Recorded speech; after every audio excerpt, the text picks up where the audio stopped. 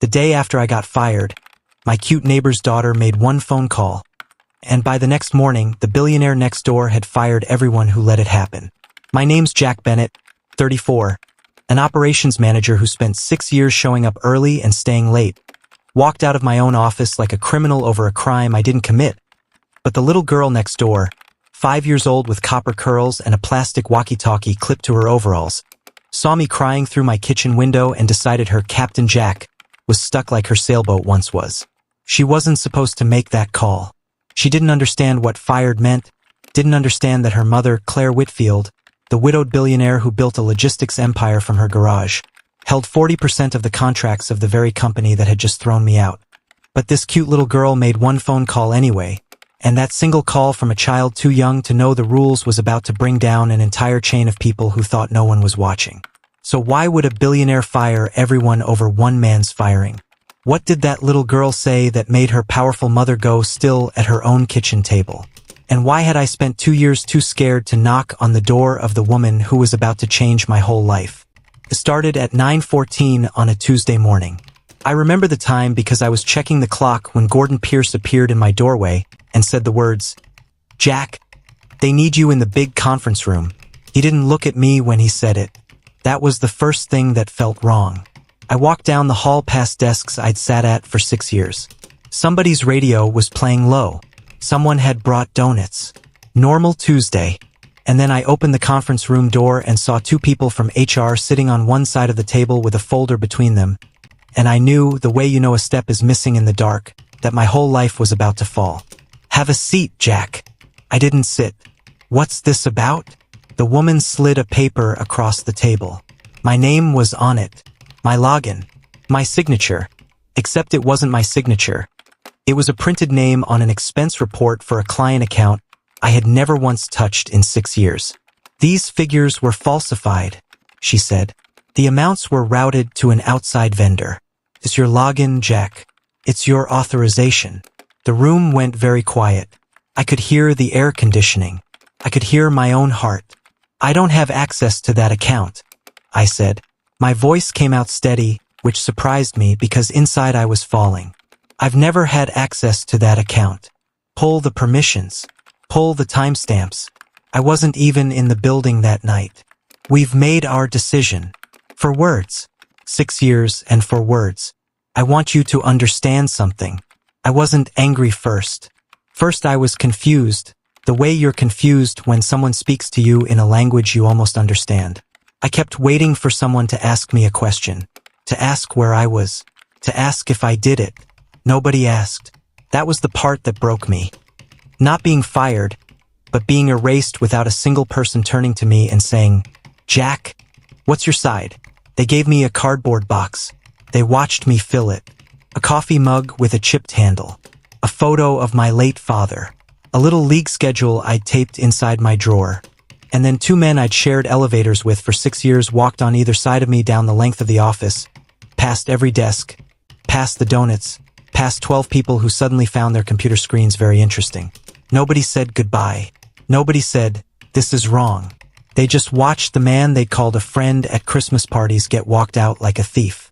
I made it to my car before my hands started shaking. I sat in the parking lot for 20 minutes because I didn't trust myself to drive. And the worst thought, the one that kept circling, wasn't how could they do this. It was how am I going to pay for anything now, followed by the line I knew would appear on every job application for the rest of my life. Terminated financial misconduct. Guilty. Without a trial. Without a question. I drove home to my small blue house on a quiet cul-de-sac, and I carried that box inside, and I set it on the counter, and the house was so silent I could hear the refrigerator hum. I'm not a man who cries easily. My dad raised me not to, but I sat down at that kitchen table as the light went orange and then gray outside my window, and I put my head in my hands, and for the first time since I was a kid, I let it come. I didn't know the window was open. I didn't know that next door, in a house twice the size of mine, a 5-year-old girl in butterfly pajamas was standing at her own window with a glass of milk, watching the sad man who'd taught her to ride her bike put his head down like her whole world had just gotten too heavy to hold up. Her name was Rebecca, and she had a plastic walkie-talkie clipped to her pajamas, the twin of one sitting forgotten in my junk drawer, a battery still alive inside it after 8 months. I'd given it to her as a joke the day I waded into a storm drain to rescue her toy sailboat. If your boat ever gets stuck again, I told her, you radio the captain. I'd forgotten all about it. She hadn't. I heard the crackle first. A burst of static in the dark, quiet kitchen, coming from a drawer I hadn't opened in months. I lifted my head, and then, through $12 of plastic and one stubborn 9-volt battery, came a small, serious voice that stopped my heart cold. Captain Jack, this is Rebecca. Do you copy? Your boat is stuck. Over. I sat there in the dark with that little plastic radio crackling in my hand, and I swear to you, that tiny voice did what 6 years of hard work couldn't. It made me feel like maybe someone in the world still saw me. Before I go on, do me one quick favor. If you haven't subscribed yet, tap that button now and turn on the notification bell, because the way things go these days, this might honestly be the last time this channel ever shows up for you again, and I don't want you to miss how this one ends. Alright, back to that kitchen. I pressed the button. My thumb was actually trembling. Rebecca? I said. It's pretty late for a radio check, sailor. Mommy says you're sad, she said, ignoring every rule of radio in the world. Are you stuck like my boat was? And I couldn't lie to her. You can lie to HR. You can lie to yourself in a parking lot for 20 minutes. But you can't lie to a 5-year-old asking if you're stuck.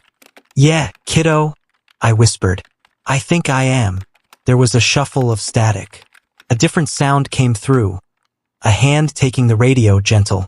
And then a voice I'd know anywhere, warm and low and careful. The voice of the woman I'd been too scared to knock on for 2 years. Jack? It's Claire. I'm sorry. She wouldn't let it go. Are you okay? Now let me tell you about Claire Whitfield. 2 years earlier, a moving truck had pulled into the driveway next door, and out stepped a woman carrying a sleeping toddler on one hip and a laptop bag on the other. And I remember thinking she looked tired in the bone-deep way that only single parents get tired. I didn't know yet that she'd built a logistics software empire from her own garage. I didn't know her husband had died in a car accident 3 years before, or that she flew to a different city almost every week while her daughter stayed with a nanny. I just knew she was my new neighbor, and I fixed her wobbly porch step the first weekend, because that's what you do. Over 2 years, I fixed her porch light, brought in her trash cans on windy nights, taught her daughter to ride a bike in my driveway while Claire watched from the steps with coffee going cold in her hands. We'd talk some evenings until it got dark. About nothing, about everything. And I'd walk back to my little house feeling lighter than I had all day. And every single time I told myself the same lie. A woman like that is out of reach for a man like you. Don't embarrass yourself. So I never asked. 2 years and I never once asked. And now here she was on a toy radio at midnight, asking if I was okay. I almost said I'm fine, but it had been the worst day of my life, and her voice was the first kind thing in it. I got fired today, I said. They said I falsified expense reports. I didn't do it, Claire. I don't even have access to that account. But nobody asked me. Nobody asked a single question. They just walked me out. The radio was quiet, but it was the kind of quiet where you can feel someone leaning in, really listening. Jack, she said, come over. Bring whatever paperwork you have. I want to hear all of it. I sat on her back porch that night under a light I'd fixed with my own 2 hands, and I told her everything. The conference room, the signature that wasn't mine, Gordon Pierce standing in my doorway that morning, not meeting my eyes, the way 12 people watched me carry a cardboard box past their desks and said nothing. Claire listened without once interrupting, and when I finished, she was very still for a long moment. Then she said something that changed the whole night. Jack, what was the name of your company again? Bennett and Cole Logistics. She went quiet in a way I felt in my chest. Jack, she said slowly. Bennett and Cole is one of my vendor partners.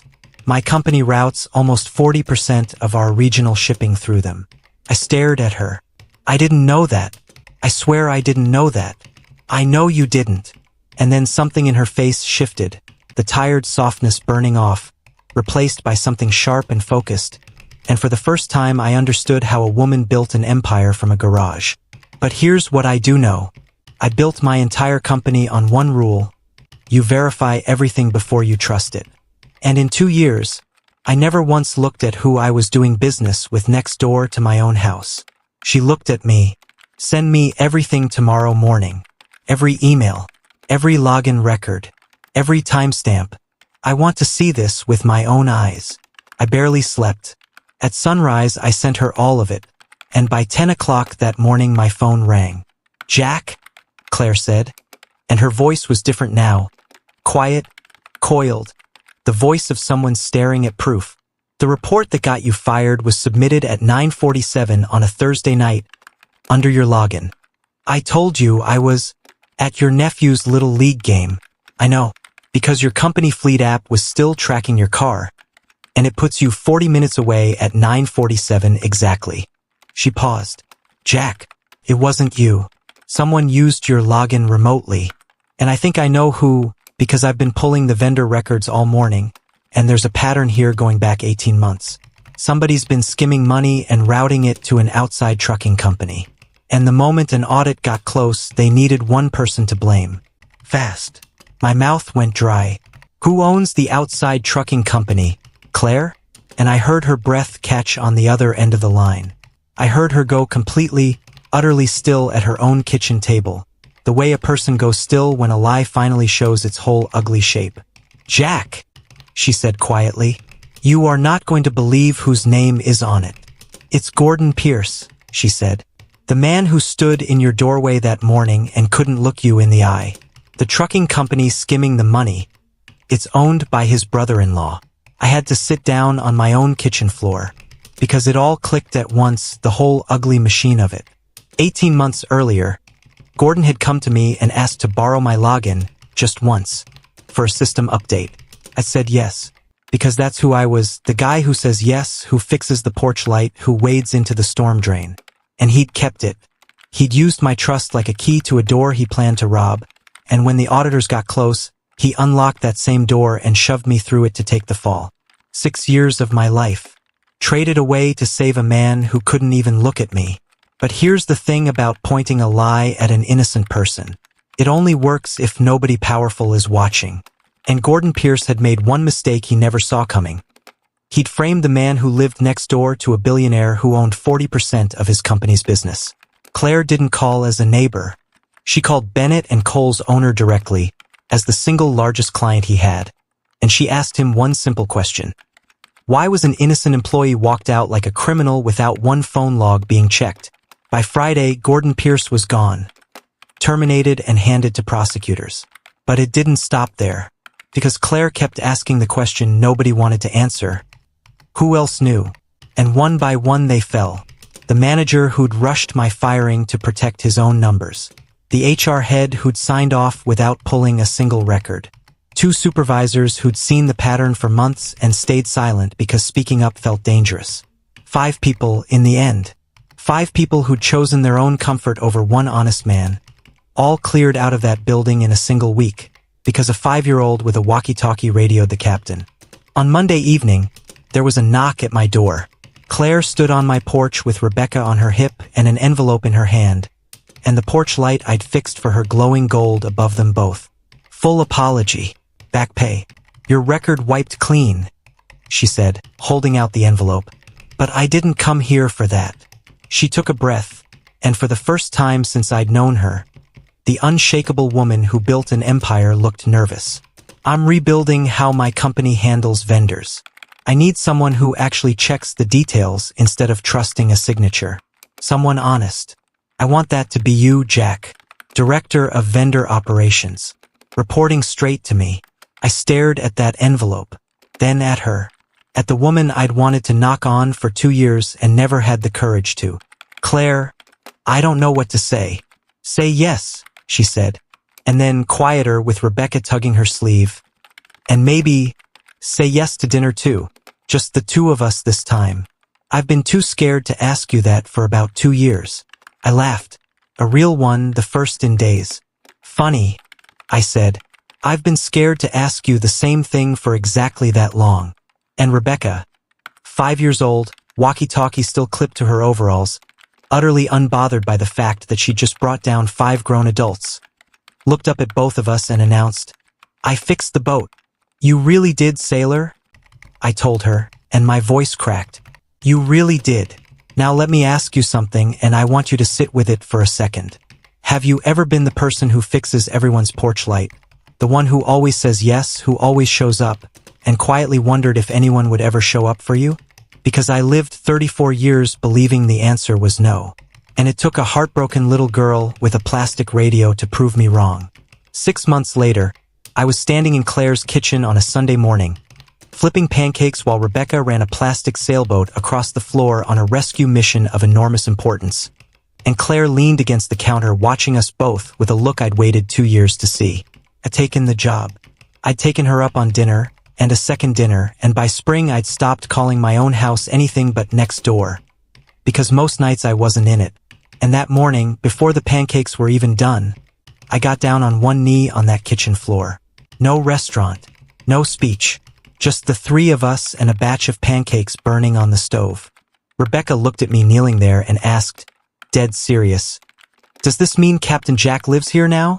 Claire laughed so hard she was crying before she even said yes.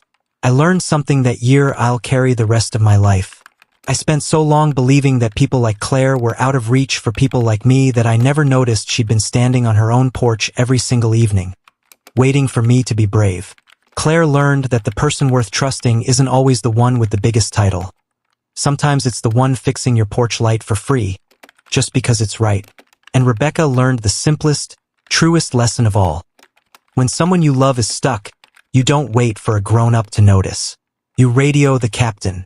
If the story moved you even half as much as it moved me telling it, do me a favor and hit that like button.